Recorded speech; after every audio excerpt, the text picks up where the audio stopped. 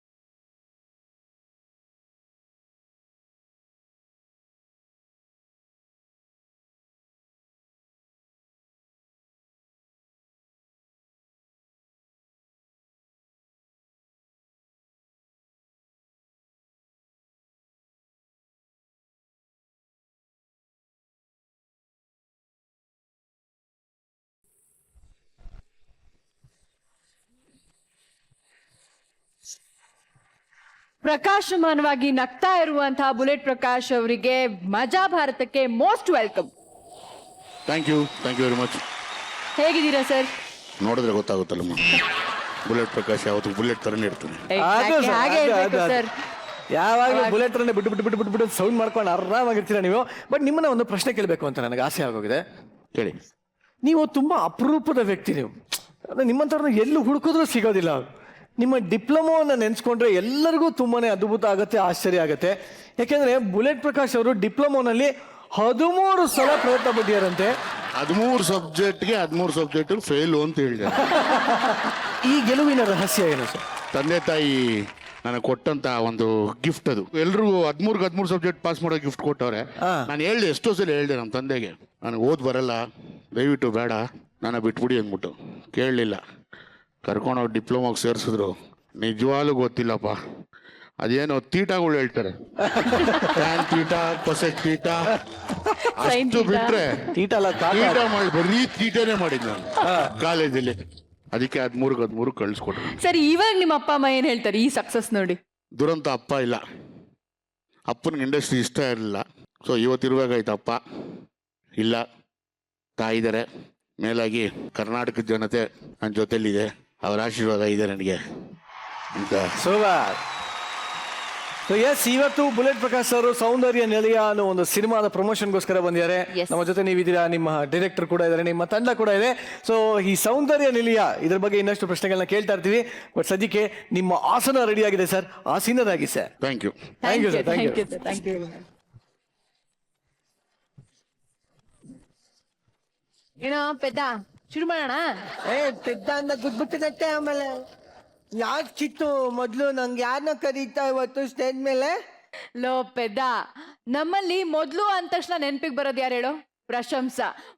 ಮುದ್ದಾದ ತಂಡ ಪ್ರಶಂಸಾ ಈಗ ನಮ್ಮ ಮುಂದೆ ಬರ್ತಾ ಇದಾರೆ. So please welcome ಪ್ರಶಂಸಾ.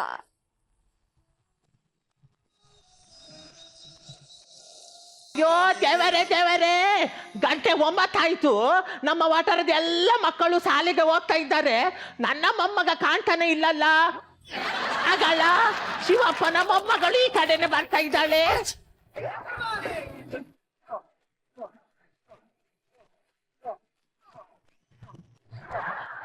ಈಗಲ್ಲ, ಇದು ಶಾಲೆಯಲ್ಲಿ ಬಿಸಿ ಊಟ ಇಲ್ವಾನ? ಬಿಸಿ ಊಟ ಉಂಟು, ಅದು ಮಧ್ಯಾಹ್ನಕ್ಕೆ. ಮತ್ತೆ ಇದು 2 ಪ್ಲೇಟಿನ ಮಧ್ಯದಲ್ಲಿ ಗ್ಯಾಪಿಗೆ ಚಕನ. ಎಂತ ಚಕನ ಸ್ನಾಕ್ಸ್ ಸ್ನಾಕ್ಸ್ ಸ್ನಾಕ್ಸ್? ಅದಕ್ಕೆ 5 ಅಂತಸ್ತಿನ ಬುತ್ತಿಯಲ್ಲೇ ಆಗ್ಬೇಕಾ ನಿನ್ಗೆ? ಎಂತ 5 ಅಂತಸ್ತು 5 ಅಂತಸ್ತು 8 ಪ್ರೇಡ್ ಇಲ್ವಾ? ಕಂಟ್ರೋಲ್ ಮಾಡುದು ಬೇಡವಾ? ಒಂದು 6ನೇ ಪ್ರೇಡ್ ಆಗುವಾಗ ಎಂತ ಹೊಟ್ಟೆ ಉರಿ ಬರುದು. ನನ್ನ ಫ್ರೆಂಡ್ ಭುಜಂಗ ಹೇಳಿದ್ದಾನೆ, ಏನು? ಇದನ್ನು ಎಲ್ಲಿಯಾದ್ರೂ ಒಂದು ವೆಲ್ಡಿಂಗ್ ಶಾಪ್ಗೆ ತಕೊಂಡು ಹೋಗ್ಬೇಕಂತ. ಯಾಕೆಯ? ಇದಕ್ಕೆ ಪುನಃ 2 ಅಂತಸ್ತು ಕುತ್ಕೊಳಿಸ್ಬೇಕು ಅಂತ. ಅಯ್ಯೋ ದೇವರೇ, ನನ್ನ ಫ್ರೆಂಡ್ ಭುಜಂಗ ಹೇಳಿದ್ದಾನೆ. ಭುಜಂಗ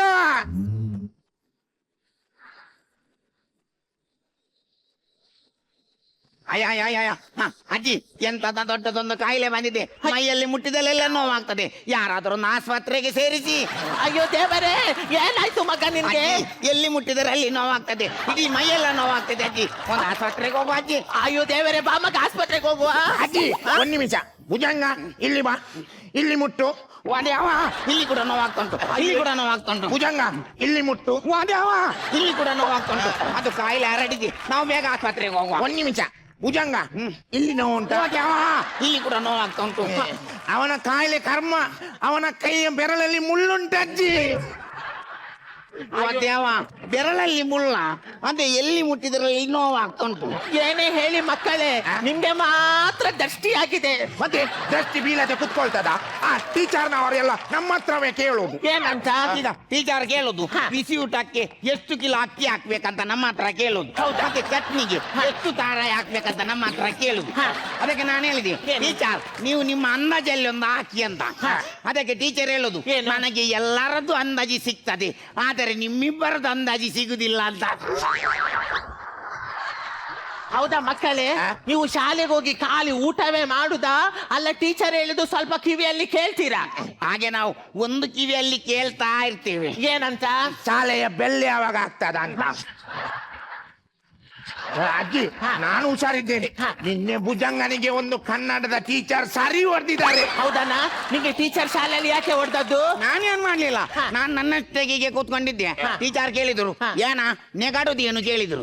ಅದಕ್ಕೆ ನಾನು ಹೇಳಿದೆ, ಏನು ನಿಮ್ಮ ಹೊಟ್ಟೆ ಏನು ದೊಡ್ಡದು ಅಂತ. ಅದಕ್ಕೆ ಟೀಚರ್ ಹೇಳಿದ್ರು, ಹೊಟ್ಟೆಯಲ್ಲಿ ಮಗು ಉಂಟಂತ. ಅದಕ್ಕೆ ನಾನು ಹೇಳಿದೆ, ಹಾಗಾದ್ರೆ ನೀವು ರಾಕ್ಷಸಿ ಅಂತ. ಅಯ್ಯೋ ದೇವರೇ, ಯಾಕೆ ಹೀಗೆ ಟೀಚರ್ ಹೇಳಿದ್ರು? ಮಗು ನುಂಗ್ಲಿಲ್ವಾ? ಇಲ್ಲ ಮಗ, ಟೀಚರ್ ಮಗು ನುಂಗಿದಲ್ಲ, ನಿನ್ನ ಟೀಚರ್ ಬಸುರಿ. ಮಸೂರಿಯ? ಹೌದು. ನಮ್ಮ ಫ್ರೆಂಡ್ ಮತ್ತೆ ಮಗು ನುಂಗಿದ ಅಂತ ಹೇಳಿದ. ಅಯ್ಯೋ, ನನಗೆ ಹೊಡೆದದ್ದು ಮಾತ್ರ ಹೇಳುದಲ್ಲ, ಮೊನ್ನೆ ಸಮಾಜದ ಮಾಸ್ಟರ್ 2 ಕೆಪ್ಪೆಗೆ ಕೊಟ್ಟಿದ್ದಾರೆ, ಗೊತ್ತುಂಟ? ಹೌದಾನ? ನಿಂಗೆ ಮಾಸ್ಟರ್ ಯಾಕೆ ಹೊಡೆದದ್ದು? ಅದು ಸಮಾಜದ ಮಾಸ್ಟರ್ ಹೇಳಿದ್ರು. ಏನಂತ? ಸೈಕ್ಲೋನ್ ಎಂದರೇನು ಕೇಳಿದ್ರು. ಅದಕ್ಕೆ ನಾನು ಹೇಳಿದೆ, ಲೋನ್ ಮಾಡಿ ಸೈಕಲ್ ತಕೊಳ್ಳುವುದಕ್ಕೆ ಸೈಕ್ಲೋನ್ ಹೇಳುತ್ತಾರೆ. ಹಾಗಾದರೆ ಲೋನ್ ಮಾಡಿ ಬೈಕ್ ತಕೊಳ್ಳೋದು ಬೈಕ್ ಲೋನ್? ಎಂತ ಅನಕ್ಷರಸ್ಥರಾಗಿ ಮಾಡೋದು. ಅಯ್ಯೋ ದೇವರೇ, ಮಕ್ಕಳೇ ನೀವು ಶಾಲೆಗೆ ಹೋಗಿ ಖಾಲಿ ಮಕ್ಕಳೊಟ್ಟಿಗೆ ಮಾತ್ರ ಮಾಡುದಾ?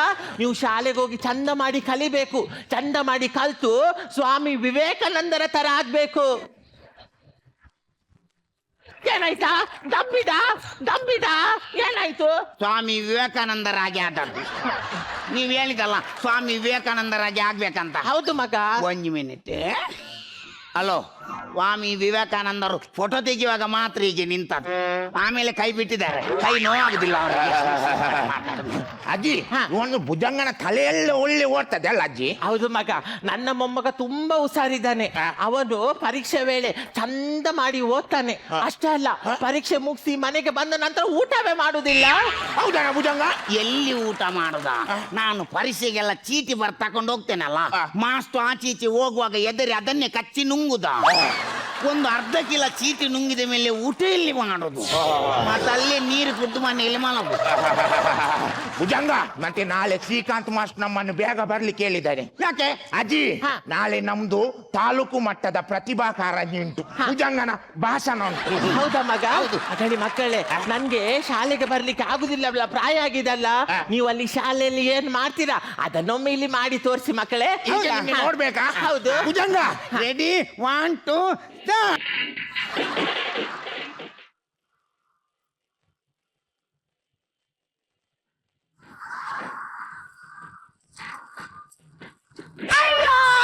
ಅಯ್ಯೋ ದೇವರೇ, ನನ್ನನ್ನು ಲಗಾಡಿ ತೆಗ್ದಲ್ಲ, ನಂದು ಕಾಲು ಹೋಯ್ತಲ್ಲ. ಅಯ್ಯೋ ದೇವರೇ, ನಂಗೆ ಕಣ್ಣು ಕತ್ತಲೆ ಬರ್ತಾ ಉಂಟಲ್ಲ. ತೆಗ್ದಿಯಲ್ಲ ಮಗ, ನನ್ನ ಕಾಲು ಲಗಾಡಿ ತೆಗ್ದಿಯ. ನಾನು ತುಳಿದಲ್ಲ, ಮತ್ತೆ ಯಾರು? ಅದು ತುಳಿದದ್ದು. ಅಯ್ಯೋ ದೇವರೇ, ಮತ್ತೆ ಇಷ್ಟು ದೊಡ್ಡ ದೇವರ ಕುಣಿಯುವಾಗ ಒಂದು 3 ಬಿಟ್ಟು ಆಚೆ ನಿಲ್ಬೇಕು ಅಂತ ದೇವರ ಕಾಲಿಗಡೆಗೆ ಬಿದ್ದು ಸಾಯ್ತೀರ ನೀವು. Excuse me. ಹಾ, ಏನು ಹೇಳುತ್ತಾನೆ ಆ ದೇವ?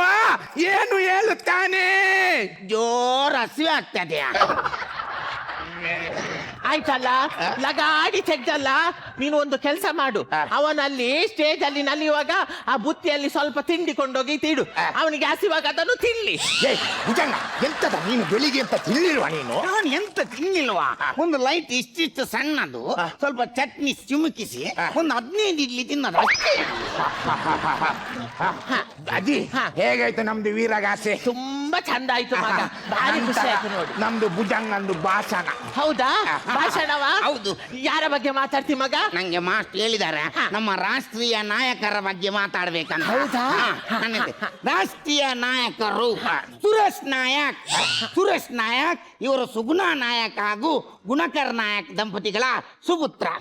ಸುರೇಶ್ ನಾಯಕ್ ನಮ್ಮ 5 ಸೆನ್ಸಿನಲ್ಲಿ ವಾಸಿಸುತ್ತಿರುತ್ತಾರೆ. ಸುರೇಶ್ ನಾಯಕ್ ಒಬ್ಬರು ಚಿಲ್ಲರೆ ವ್ಯಾಪಾರಸ್ಥರು. ಸುರೇಶ್ ನಾಯಕ್ ನಾವು ಆಚೀಚೆ ಹೋಗುವಾಗ ನಮ್ಗೆ ಪೆಪ್ಪರ್ ಮಿಠಾಯಿ ಕೊಡ್ತಾರೆ. ಸುರೇಶ್ ನಾಯಕ್. ಸಾಕು, ನಿಲ್ಲಿಸು. ರಾಷ್ಟ್ರೀಯ ನಾಯಕರಂದ್ರೆ ಸುರೇಶ್ ನಾಯಕ್ ಅಲ್ಲ ಮಗ, ಮಹಾತ್ಮ ಗಾಂಧೀಜಿ, ಸುಭಾಷ್ ಚಂದ್ರ ಬೋಸು ಇವರು ರಾಷ್ಟ್ರೀಯ ನಾಯಕರು. ಇವರ ಬಗ್ಗೆ ಮಾತಾಡ್ಬೇಕು. ಇವರು ಸಹ ನಾಯಕರ? ಹೌದು. ನಂಗೆ ಟೀಚರ್ ಇದು ಹೇಳಲಿಲ್ಲ. ಭುಜಂಗ, ಭಾಷಣ ಸರಿ ಮಾಡ್ಬೇಕು. ಭಾಷಣದಲ್ಲಿ ಫಸ್ಟ್ ಬಂದ್ರೆ ನಮಗೆ ಮೈಸೂರಿಗೆ ಟೂರಿಗೆ ಕರ್ಕೊಂಡು ಹೋಗ್ತಾರೆ. ಹೌದಾ ಅಜ್ಜಿ? ಅದು ಮೈಸೂರಲ್ಲಿ ಹೇಗೆ ನೋಡ್ಲಿಕ್ಕೆ ಚಂದ ಉಂಟಾ? ಹೌದು ಮಗ, ಭಾರಿ ಚಂದ ಉಂಟಂತೆ. ನಿನ್ನ ತಂದೆ ತಾಯಿ ಮೊದ್ಲು ಹನುಮೂನಿಗೆ ಅಲ್ಲೇ ಹೋದದ್ದು. ಎಲ್ಲಿ? ಹನುಮೂನಿಗೆ.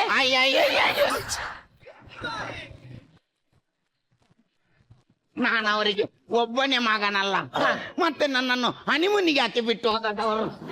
ಹಾಗೆ ಅಲ್ಲ ಮಗ, ಅವರು ಮದುವೆ ಆದ ನಂತರ ಹೋದದ್ದು. ಯಾವಾಗ? ಮದುವೆ ಆದ ನಂತರ.